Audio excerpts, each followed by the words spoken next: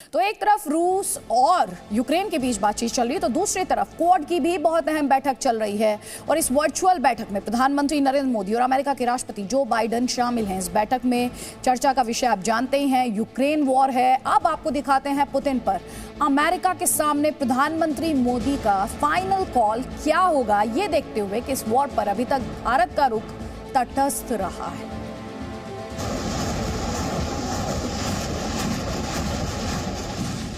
रूस और Ukraine war के बीच ऐसा पहली बार है जब प्रधानमंत्री नरेंद्र मोदी और अमेरिका के राष्ट्रपति जो बाइडेन एक मंच पर आए। क्वाड की बैठक में एक मुद्दा यूक्रेन वॉर का भी रहा। अब सवाल है कि यूक्रेन को लेकर प्रधानमंत्री नरेंद्र मोदी और जो बाइडेन के बीच क्या बात हुई।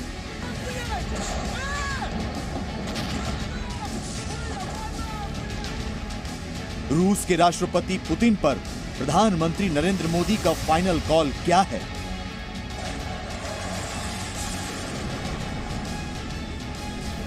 यूएनएससी से लेकर यूएनजीए तक रूस के खिलाफ जब भी अमेरिका और पश्चिमी देश कोई प्रस्ताव लेकर आए, भारत ने उस प्रस्ताव का ना तो विरोध किया और ना ही समर्थन।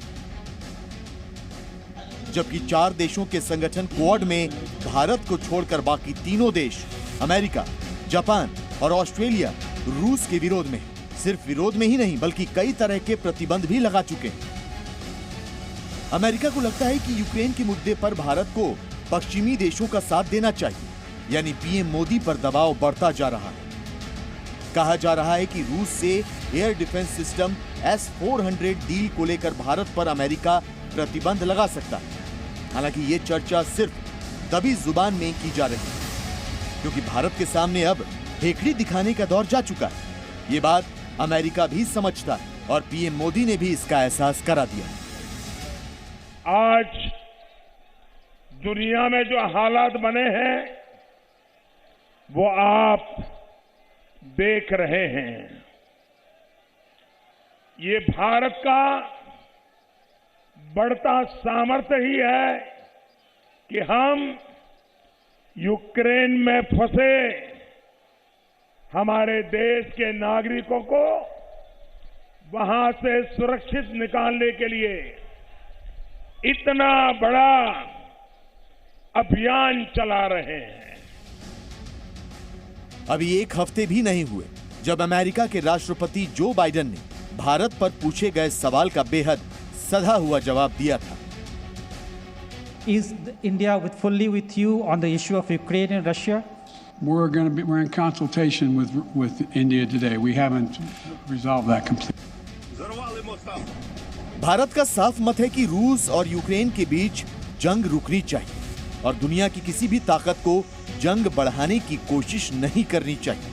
लेकिन ना तो जंग रुक रही है और ना ही जंग बढ़ाने की कोशिशें रुक रही हैं। ऐसे में भारत पर रूस के खिलाफ हो जाने का दबाव बनाना बदलते दौर में अमेरिका के भी हित में नहीं है, क्योंकि आज का वर्ल्ड ऑर्डर भारत के बिना नहीं बनता।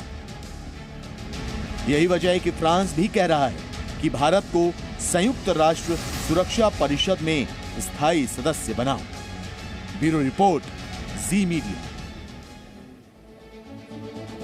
रूस और बेलारूस के खिलाफ कनाडा ने बड़ी कार्रवाई की है। इस वक्त की बड़ी खबर, कनाडा ने रूस और बेलारूस पर 35% का आयात शुल्क लगा दिया है। एक तरफ इकोनॉमिक सैंक्शंस जारी हैं, कनाडा बहुत से सैंक्शंस पहले भी लगा चुका है, और अब जो बड़ी खबर कनाडा से है वो रूस और बेलारूस पर स्पष्ट करते हुए कि रूस और बेलारूस पर 35% का आयात शुल्क लगाया गया है कनाडा द्वारा। और इसी बीच एक और बड़ी खबर है, यूक्रेन के चर्नीहिव पर भी रूस ने स्ट्राइक्स किए हैं। रशियन सेना ने, रशियन फोर्सेस ने स्कूल्स को वहां निशाना बनाया है।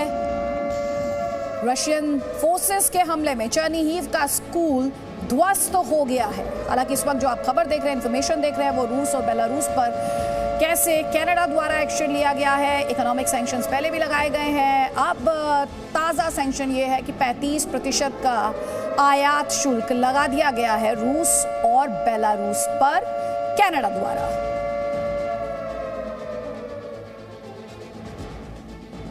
Presenting B News app, available on Google Play and App Store. Download it now.